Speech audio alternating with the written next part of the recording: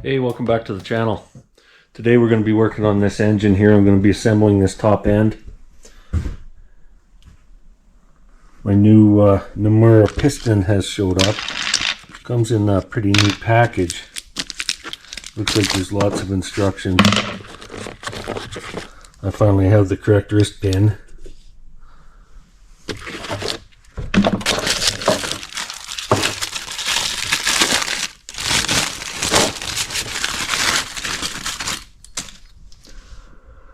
This Force definitely looks like a far nicer quality than that Chinese piston that I had ordered that was the wrong one.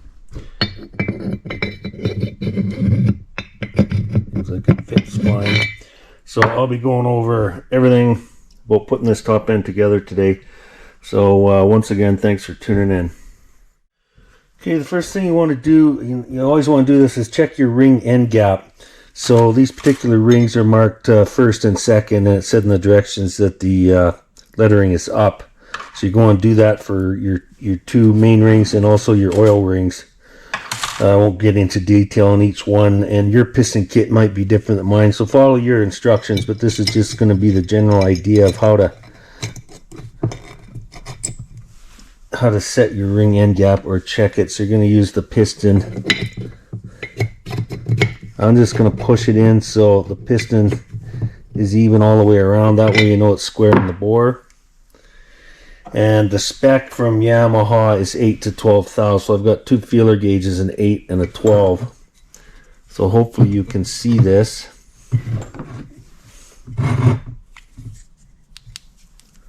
Let's start with the 8. There's your ring end gap. So the 8 thou fits. The 12 thou does not, so that tells me it's in spec. It's somewhere between 8 or 9 thou, so that's what we want. So I'll do that on the rest of the rings before we go further. Hopefully you can see this okay. If not, I'll zoom in digitally. I've put the circlip that holds a piston pin on one side. Basically, this is the exhaust, so I only have to put one in over that engine case. Less chance of losing them. You want the ends of the circlip at either 12 o'clock or 6 o'clock. I've elected 12 o'clock because there's this little notch here.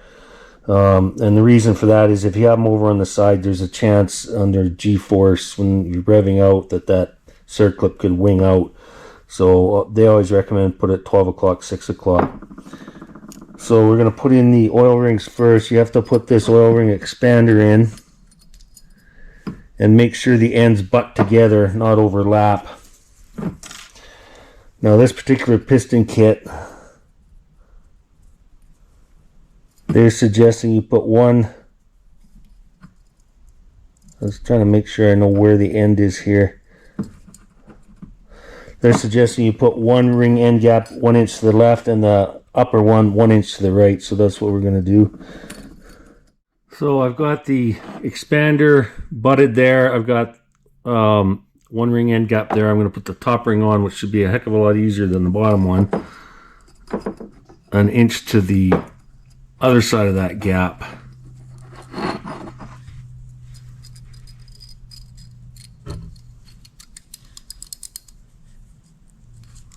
So there, the oil ring is now in place. And Yamaha gives you instructions on where to set the ring end gaps. You want the top two rings opposite each other, and it looks like they've got the oil ring kind of split the difference. So that's how I'm going to put it together. We've got the exhaust pointing to the exhaust side.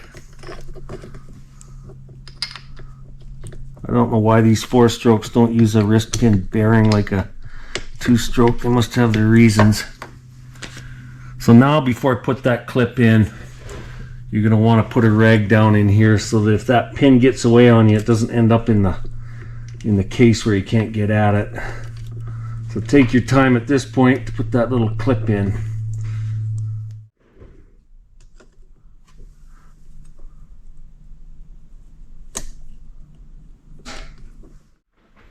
So the only way I was able to get my pliers in is not with the circlip at 12 o'clock. So I'm going to just rotate it around until it is 12 o'clock, and that will also help you verify that it's in the groove.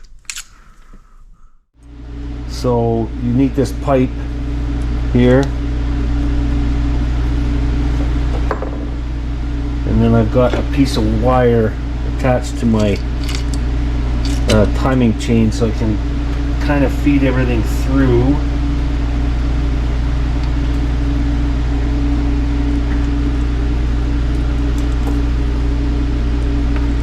Sometimes it's like you need 3 hands. We'll get there.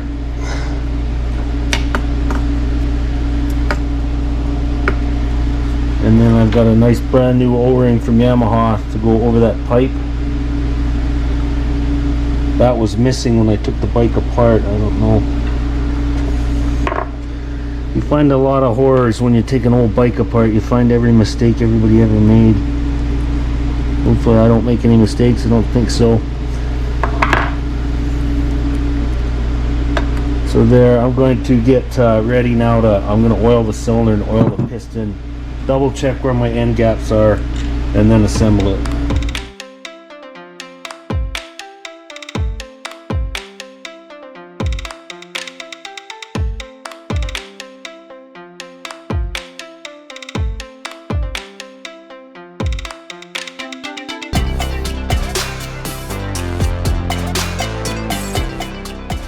Okay, before I go any further, I'm just confirming that the piston does go up and down nice before I get too deep into it. It wasn't much fun to put on. That oil ring flapped me at the end.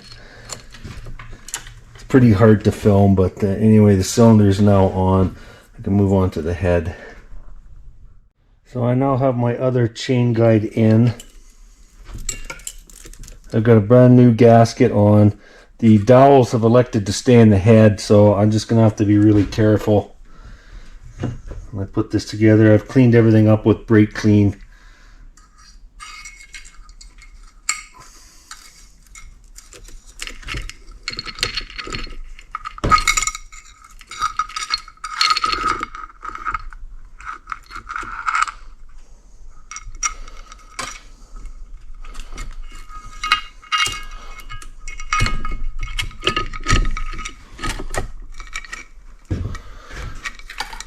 So now I just have to make sure I don't bugger the head gasket by missing the dowels.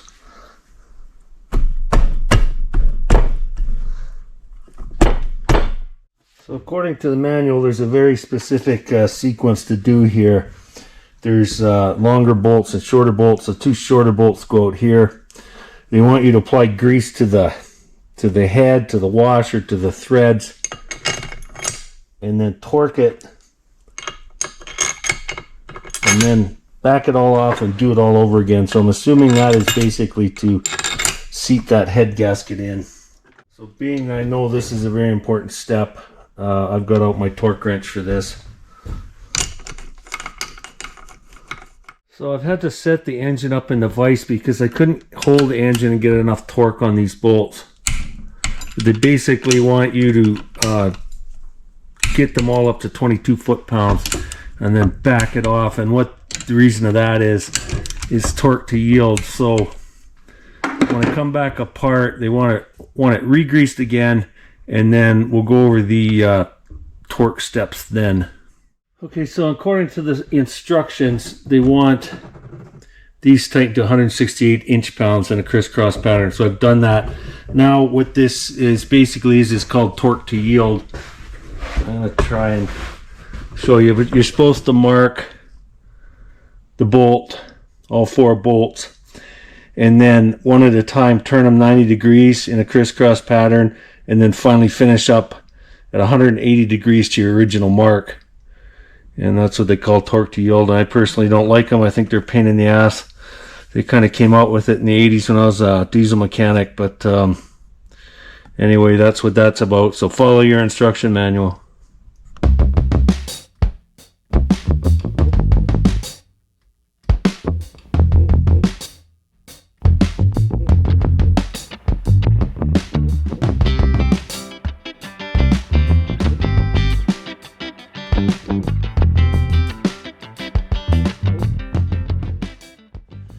So So down here, which you have no hope of seeing where these marks are here, lines up with a mark on the flywall, and that's top dead center.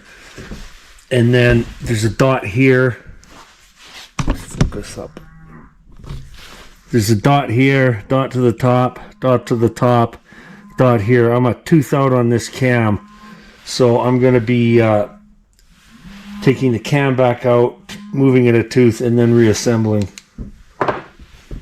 I'll probably have to zoom in. There's this little keeper here, goes on the bearing, and that lines up with that groove in the cap. So that has to all go together in a happy fashion before you start tightening things.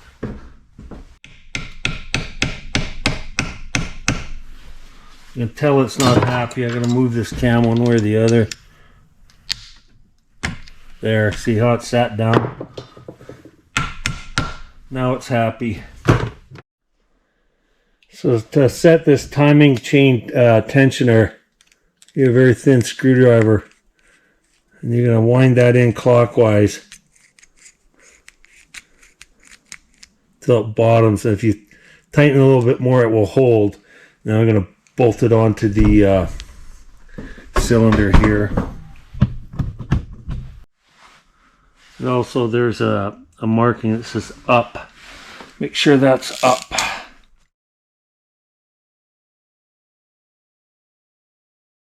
Now I'm going to take my screwdriver and release that, and it should tighten the chain. There we go. It snaps in. Now the chain is tensioned. So now that the it's in time, the dots line up, I'm going to roll it around counterclockwise a few times on the crank to make sure nothing hits. No valves are hitting. And then we're going to re-verify the timing marks are all correct. Then we'll go ahead and check the valve lash. That mark is lined up. That mark is lined up. And the one that you can't see on the crank is lined up. So I'm confident it is in time. So I will go ahead and check the valve lash now. So I still have to install this. I believe it's a neutral safety switch. There's a contact point there and a spring-loaded contact there. When I took the bike apart, it had these screws, Phillips-headed screws, and they were stripped. And the reason they were stripped is because they put Loctite on. So maybe the factory's worried if the screws came out and that fell out, you'd lose your oil and seize it. I am electing not to put those back in. I'm just using, you know, one of these Japanese style bolts, and I'll snug them down good. They are 5mm, not 6. One thing I have noticed about this bike is it's busy in the oil department. There is this pipe setup that's taking. There's copper washers on the bolts. It's basically taking oil all over the place, up to the head, into the crank. I'm sure you could run a whole theory class alone on that.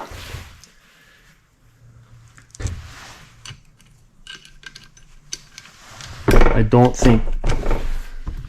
think these newer bikes rely on oil in the frame. I don't know why Yamaha did that. I'll have to dig more into that. It could be they thought it would cool the oil better. I don't know. Once I get that tightened up, I am going to spend a bit of time cleaning this a little better.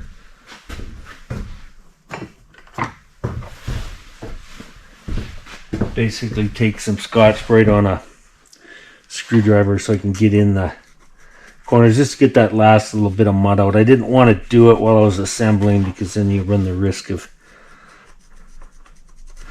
getting contaminants inside. But now that the engine's all sealed up, I can go ahead and finish cleaning it all up. I guess that's going to be it for this episode. This engine is built. It's ready to go back in the frame. So stay tuned for a future episode. And I want to say thanks for tuning in, and we'll see you next time.